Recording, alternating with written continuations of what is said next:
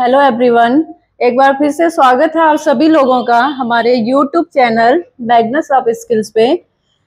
जैसे कि आप लोग सभी जान चुके हैं, हमारे इस चैनल पे सीरीज चल रही है। एक सीरीज चल रही है बेसिक के साथ प्रोग्रामिंग लैंग्वेज की और एक सीरीज चल रही है बेसिक के साथ अकाउंटिंग की। तो आज का जो हमारा टॉपिक है वो अकाउंट से रिलेटेड है, ठीक है। और अकाउंट्स की हम इससे पहले 2 वीडियोज हम डाल चुके हैं जिसमें आपने देखा कि जो हम बेसिक से स्टार्ट कर रहे हैं, इसलिए हमारे जो टॉपिक का नाम है वो है बेसिक अकाउंटिंग। तो सबसे पहले आपको मैं बता दूं, जिन लोगों ने देखी है वीडियो उन्होंने देखा होगा बेसिक टर्म्स हमने पढ़े थे।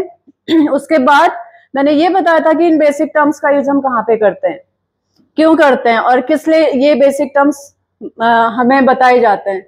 तो उसके बाद जो बेसिक टर्म्स हमने पढ़ लिए थे उसके बेस पे हम उन बेसिक टर्म्स का यूज करते हैं जिनके लिए अकाउंट्स बने हुए हैं, जिनको हम बोलते हैं टाइप्स ऑफ अकाउंट। ये टाइप्स ऑफ अकाउंट मैंने आपको 3 टाइप के बताए थे, जिसमें पर्सनल अकाउंट था, रियल अकाउंट और नॉमिनल अकाउंट, ठीक है।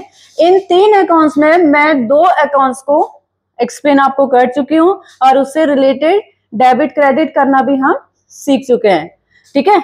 उम्मीद है कि आप सभी लोगों को जितना तक मैंने पढ़ा दिया वो सब कुछ समझ में आ गया होगा। जिनको नहीं समझ में आया कोई बात नहीं, आप दोबारा देख सकते हैं, ठीक है। आज हमारा जो अकाउंट था वो था रियल अकाउंट। तो रियल अकाउंट में मैंने बोला था कि असेट्स आती हैं, ठीक है। इन असेट्स को हम डेबिट और क्रेडिट करते हैं। तो असेट्स के लिए रियल अकाउंट का जो रूल था वो था कि debit what comes in and credit what goes out. तो हमने इसके बेस पे जितनी भी मेरे बिजनेस की एसेट्स हैं उन बिजनेस को हमने क्या किया, उन एसेट्स को हमने क्या किया था, डेबिट और क्रेडिट करना सीखा था। फिर मैंने बोला था कि केवल हमारे बिजनेस में एसेट्स ही नहीं आती हैं, कुछ नेम भी आते हैं, वो हमारे पार्टीज के नेम होते हैं। तो पार्टी के हिसाब से जो दूसरा अकाउंट मैंने आपको एक्सप्लेन किया था वो था पर्सनल अकाउंट। तो पर्सनल अकाउंट मैंने बोला था रिप्रेजेंट करता है किसी भी फॉर्म के नेम को, किसी भी कंपनी के नेम को, या कोई बैंक है या कोई इंडिविजुअल पर्सन है, उसको रिप्रेजेंट करेगा कौन सा अकाउंट, पर्सनल अकाउंट। तो पर्सनल अकाउंट जहां पे भी आएगा तो उसका मैंने बोला था रूल भी अलग होगा।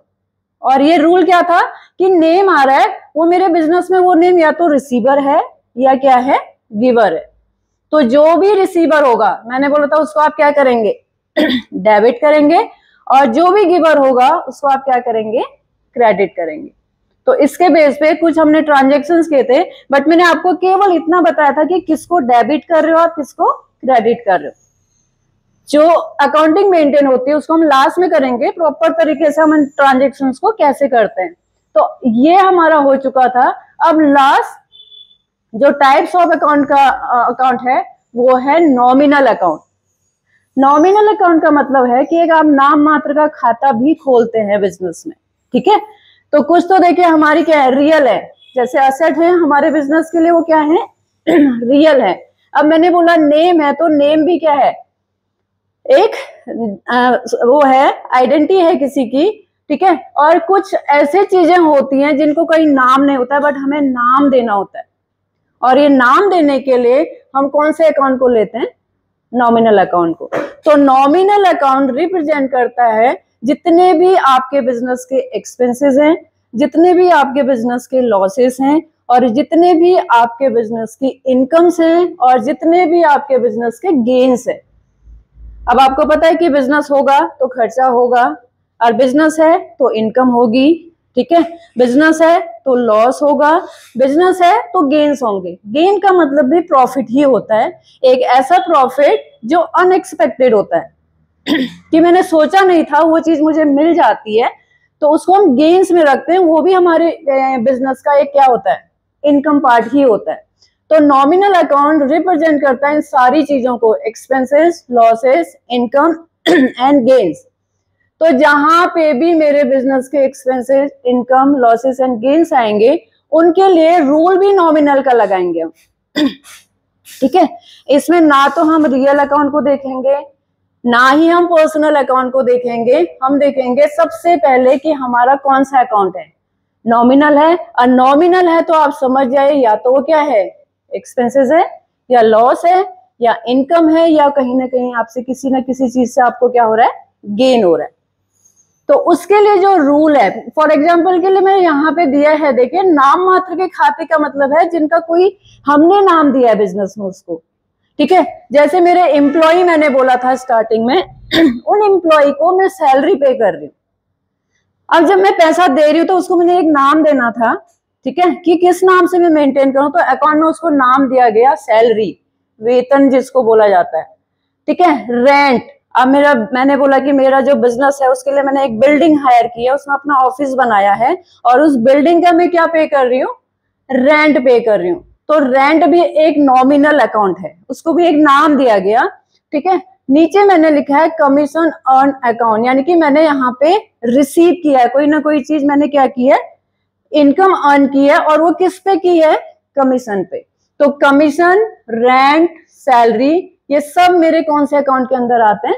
इसी तरीके से जितने भी एक्सपेंसेस आपके बिजनेस के हैं उन एक्सपेंसेस को हम हमेशा किसके अंदर लेते हैं, नॉमिनल के अकाउंट के अंदर, और जितने भी इनकम है उनको किसके अंदर लेते हैं, नॉमिनल के अकाउंट के अंदर। तो यहाँ पे जो रूल अप्लाई होता है, यहाँ पे देखिए अब मैंने बोला क्या मैंने बोला कि नॉमिनल अकाउंट है, और नॉमिनल अकाउंट किसको रिप्रेजेंट कर रहा है, आपके किसको, एक्सपेंसेस को, ठीक है, खर्चों को मेंटेन कर रहा है।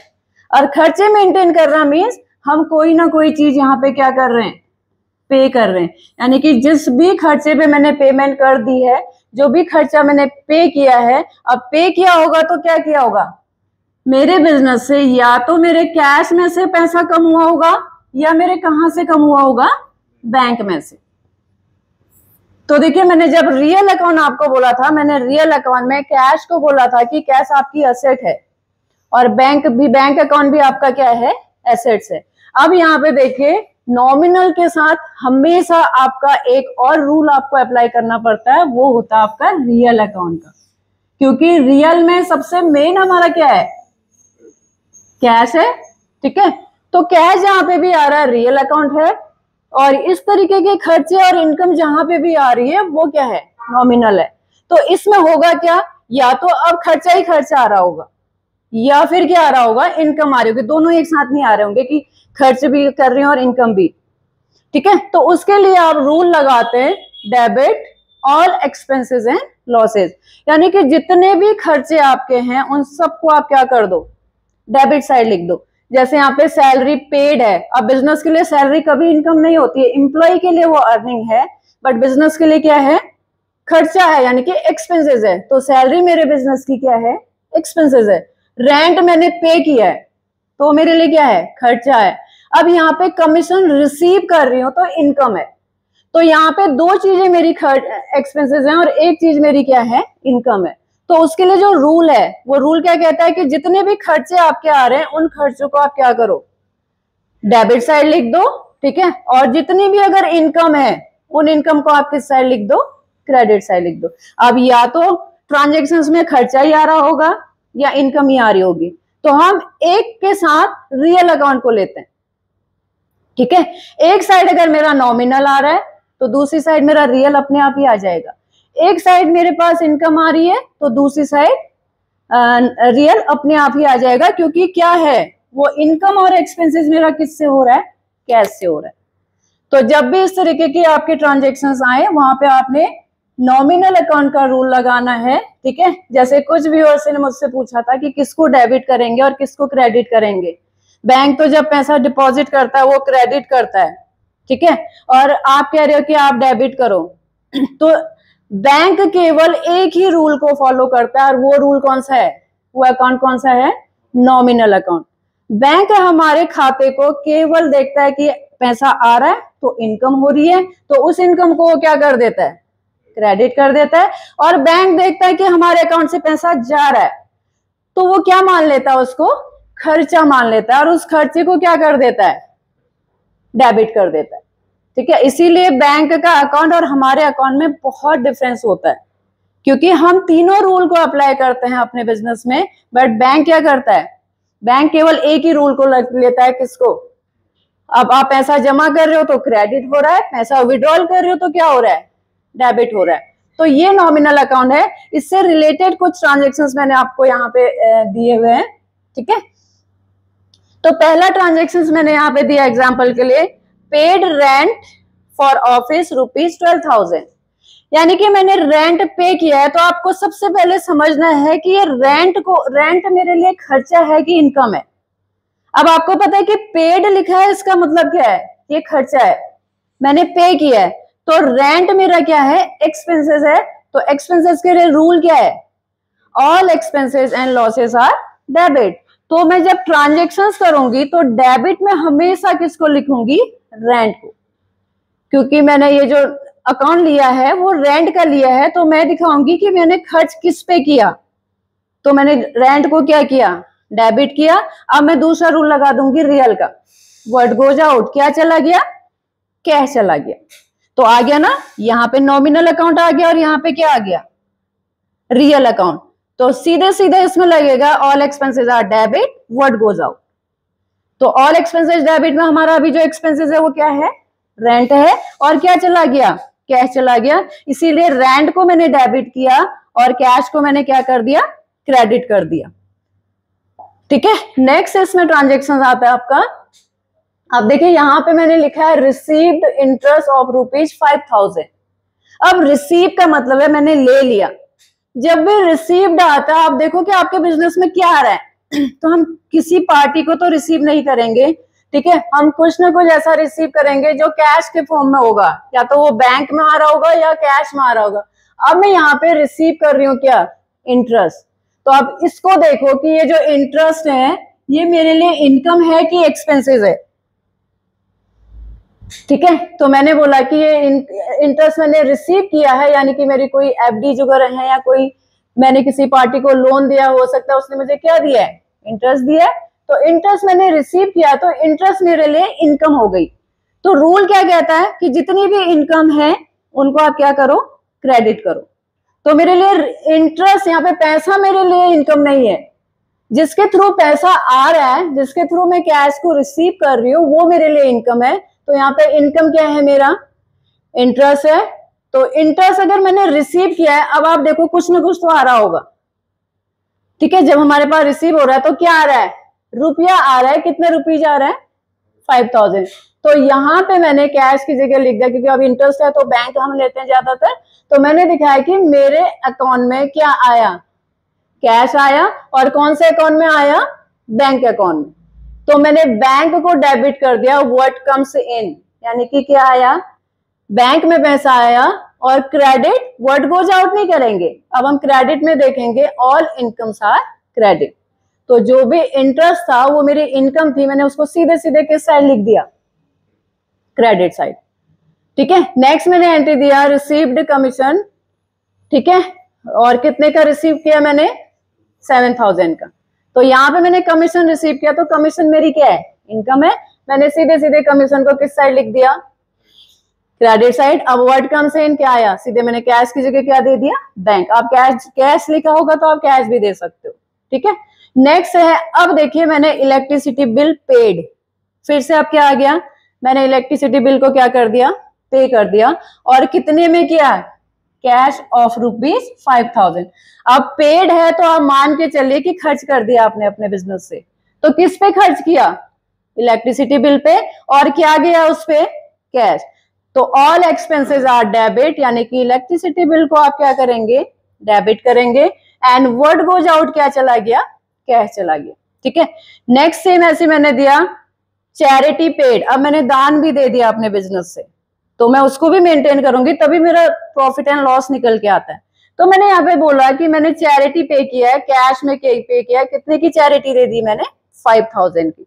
तो आप देखो चैरिटी पेड है तो एक्सपेंसेस है, तो debit all expenses and credit what goes out. तो ये रूल लगाते आपने जाना है और ट्रांजेक्शन्स को करते जाना है। एक मैंने इसका समरी बना के दे दिया ताकि आपको अच्छे से समझ में आ जाए, ठीक है। पर्सनल अकाउंट कब आता है, जब उसमें नेम आते हैं, जैसे मैंने यहाँ पे दिया mister Rajesh Kumar ABC trader. तो आप रूल फॉलो कर लो, debit the receiver credit the giver, ठीक है। फिर मैंने दिया रियल अकाउंट, मैंने बोला था असेट को रिप्रेजेंट करता है। तो कोई भी असेट आ रही है, जैसे मैंने एग्जांपल के लिए दिया यहाँ पे मशीनरी एंड बिल्डिंग, तो यहाँ पे अगर इस तरीके की मेरी एसेट आ रही है तो आप रूल लगा दो, debit what comes in and credit what goes out. फिर थर्ड आपका आता है नॉमिनल अकाउंट, जो अभी हमने पढ़ लिया है। इसमें सारे एक्सपेंसेस आएंगे और सारी इनकम्स आएंगी।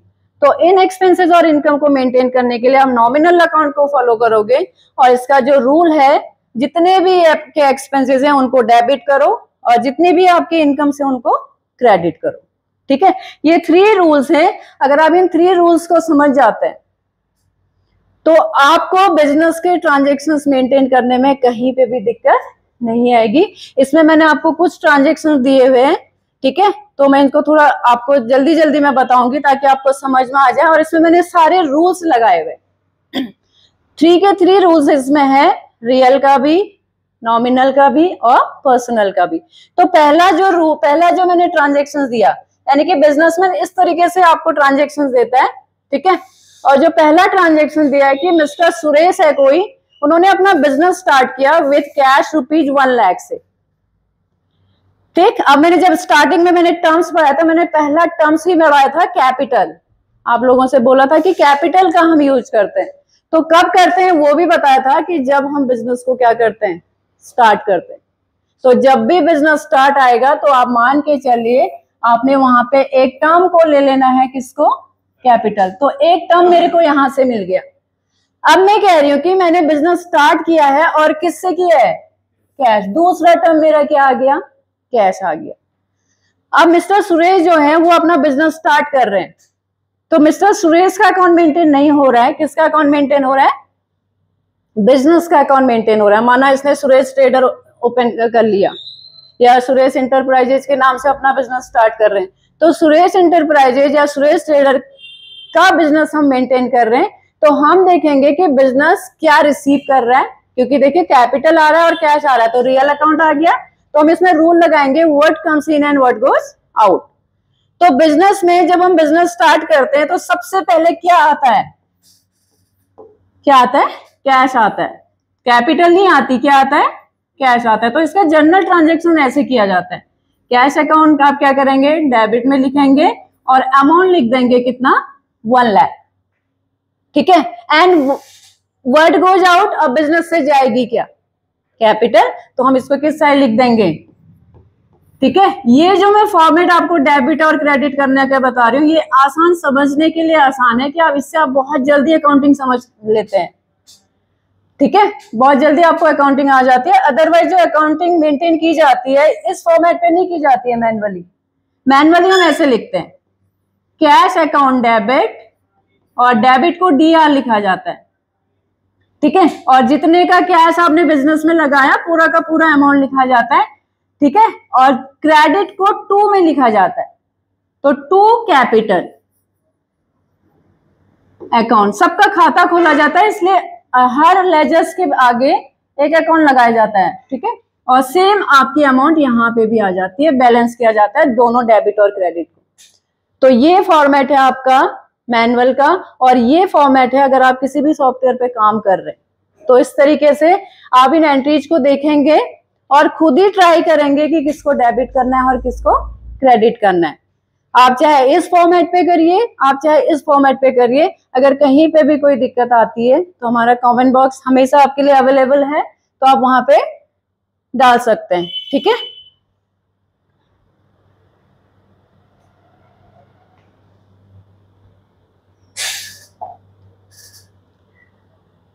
ठीक, तो जो भी अभी तक हमने पढ़ा उसमें जो भी रूल्स अपने जो भी पढ़े उसको मैंने एक कंक्लूजन यहाँ पे दिया है कि आपने करना क्या है, ठीक है। अगर आपने तीनों रूल्स को अच्छे से समझ लिया, ठीक है,